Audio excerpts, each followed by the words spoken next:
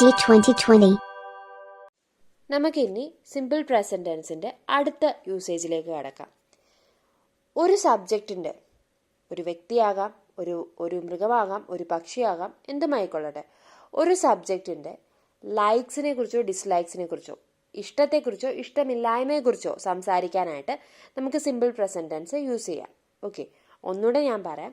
ഒരു സബ്ജക്റ്റിന്റെ, അതിപ്പോൾ ഒരു വ്യക്തിയാകാം, ഞാനാകാം, നിങ്ങളാകാം, മറ്റാരെങ്കിലും ആകാം, അല്ലെങ്കിൽ ഒരു മൃഗമാകാം, ഒരു പക്ഷിയാകാം, അവരുടെ ഇഷ്ടത്തെക്കുറിച്ചും അനിഷ്ടത്തെക്കുറിച്ചും പറയാൻ വേണ്ടിയിട്ട് നമുക്ക് സിമ്പിൾ പ്രസന്റ് ടെൻസ് യൂസ് ചെയ്യാവുന്നതാണ്. സിമ്പിളാണ് അല്ലേ? അപ്പം നമുക്കൊരു എക്സാമ്പിൾ നോക്കാം. ഞാനിപ്പോൾ പറയാണ്, അവൾക്ക് ഐസ്ക്രീം ഇഷ്ടമാണ്. ഓക്കെ, മറ്റൊരു വ്യക്തിയാണ്, അവൾക്കാണ് ഐസ്ക്രീം ഇഷ്ടമുള്ളത്. ഓക്കെ, അവൾക്ക് ഐസ്ക്രീം ഇഷ്ടമാണ്. ഞാൻ അവളുടെ ഇഷ്ടത്തെക്കുറിച്ച് പറയാണ്. അപ്പോൾ ഈ സെന്റൻസ് നമ്മൾ എങ്ങനെ ഇംഗ്ലീഷിലേക്ക് ട്രാൻസ്ലേറ്റ് ചെയ്യും? ഇവിടെ സബ്ജക്റ്റ് അവളാണ് അല്ലെ, ഷീ ഇസ് ദ സബ്ജക്റ്റ്. അപ്പോൾ ഷീ, അവൾക്ക് എന്താണ് അവൾക്ക് ഇഷ്ടമാണ് അല്ലെ, അതാണ് ഇവിടെ വേർബ്. ഓക്കെ, ഇഷ്ടമാണ് വേർബ്. ഇഷ്ടത്തിന് നമുക്ക് എങ്ങനെ പറയാം? ലൈക്ക് എന്ന് പറയാം. ചിലർ ലവ് എന്ന് പറയും, പക്ഷെ ഞാൻ ലൈക്ക് എന്ന് പറയുന്നു. Like, she like. എന്താണ് ഇഷ്ടം? ഐസ്ക്രീം. ഓക്കെ, ഐസ്ക്രീം ആണ് ഇഷ്ടം. She subject, like verb, ice cream object നമ്മൾ ഇട്ടു. ഇവിടെ നമ്മൾ എന്താ ശ്രദ്ധിക്കേണ്ടത്? സബ്ജക്റ്റ് ഷീ ആണ്. ഷീ എന്ത് സബ്ജക്റ്റ് ആണ്? സിംഗുലർ സബ്ജക്റ്റ് ആണ് അല്ലേ?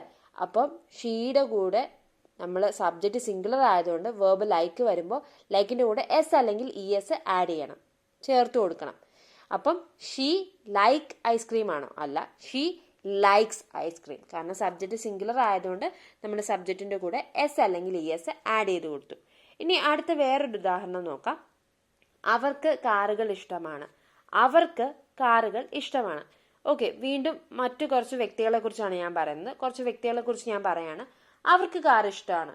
അപ്പം ഇത് അവരുടെ ഇഷ്ടത്തിനെ കുറിച്ചാണ് ഞാൻ പറയുന്നത്. അപ്പോൾ ഇത് സിമ്പിൾ പ്രസന്റ് ടെൻസിലാണ് എഴുതേണ്ടത്. എങ്ങനെ എഴുതും?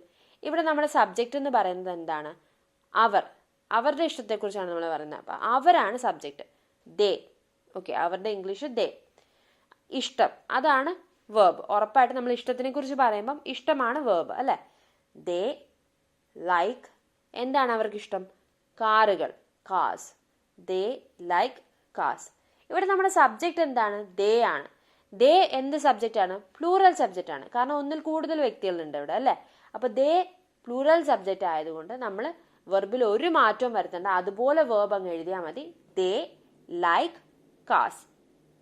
നമ്മൾ സെന്റൻസ് ഫോം ചെയ്ത് കഴിഞ്ഞു. ഇനി അടുത്ത മറ്റൊരു ഉദാഹരണം, ലാസ്റ്റ് ഉദാഹരണമാണ്. എനിക്ക് സ്വീറ്റ്സ് ഇഷ്ടമല്ല. സ്വീറ്റ്സ് ഇഷ്ടമല്ല. അപ്പൊ ഇപ്പം നമ്മൾ നേരത്തെ പറഞ്ഞ രണ്ട് ഉദാഹരണത്തിൽ നമ്മൾ ഇഷ്ടത്തിനെ കുറിച്ചാണ് പറയുന്നത്. അപ്പൊ നമുക്ക് ലൈക്ക് എന്ന് പറഞ്ഞാൽ മതി. പക്ഷെ ഇവിടെ എന്താ? എനിക്ക് ഇഷ്ടമല്ല, എനിക്ക് സ്വീറ്റ്സ് ഇഷ്ടമല്ല. ഈ സെന്റൻസ് എങ്ങനെ ട്രാൻസ്ലേറ്റ് ചെയ്യാൻ പറ്റും എന്ന് നോക്കാം. എനിക്ക്, അതാണ് ഇവിടെ സബ്ജക്റ്റ്. ഞാൻ, എൻ്റെ കാര്യമാണ് ഞാൻ പറയുന്നത്. അപ്പൊ എനിക്ക്, എനിക്ക് എന്താണ് എനിക്ക് ഇഷ്ടമല്ലാത്തത്? സ്വീറ്റ്സ് ഇഷ്ടമല്ല. ഓക്കെ, അപ്പം പ്രവൃത്തി എന്താണ്? ഇഷ്ടമല്ലായ്മ അല്ലെങ്കിൽ അനിഷ്ടമാണ് പ്രവൃത്തി. അപ്പൊ ലൈക്ക് എന്ന് നമുക്ക് പറയാൻ പറ്റുമോ? ലൈക്ക് എന്ന് പറഞ്ഞാൽ ഇഷ്ടം എന്നാണ്. ഇഷ്ടമില്ല എന്ന് എങ്ങനെ പറയും? Don't like. I don't like, എനിക്ക് ഇഷ്ടമല്ല. I don't like. എന്താണ് ഇഷ്ടമല്ലാത്തത്? Sweets. I don't like sweets. Okay, ഇവിടെ സബ്ജക്റ്റ് ഐ ആണ്. ഐ നമ്മളൊരു പ്ലൂറൽ സബ്ജക്റ്റ് ആയിട്ടാണ് കൺസിഡർ ചെയ്യുന്നത് ഈ കേസിൽ. അതുകൊണ്ട് ലൈക്കിൻ്റെ കൂടെ എസ്ഒ ഇ എസ്ഒ ഒന്നും വേണ്ട, അതുപോലെ ലൈക്ക് എന്ന് എഴുതിയാൽ മതി. I don't like sweets. അപ്പം നമുക്കൊരു കാര്യം മനസ്സിലാക്കാം. ഇപ്പോൾ നമ്മൾ മറ്റൊരാളുടെ അല്ലെങ്കിൽ നമ്മളുടെ വ്യക്തികളുടെ, വസ്തുക്കളുടെ എന്ന് പറയുന്നില്ല, മൃഗങ്ങളുടെ, പക്ഷികളുടെ ഇഷ്ടത്തെക്കുറിച്ചോ അനിഷ്ടത്തെക്കുറിച്ചോ പറയുകയാണെങ്കിൽ, ലൈക്സിനെ കുറിച്ചോ ഡിസ്ലൈക്സിനെ കുറിച്ചോ നമ്മൾ സംസാരിക്കുകയാണെങ്കിൽ നമുക്ക് എന്ത് ടെൻസ് യൂസ് ചെയ്യാം? സിമ്പിൾ പ്രസന്റ് ടെൻസ് യൂസ് ചെയ്യാവുന്നതാണ്.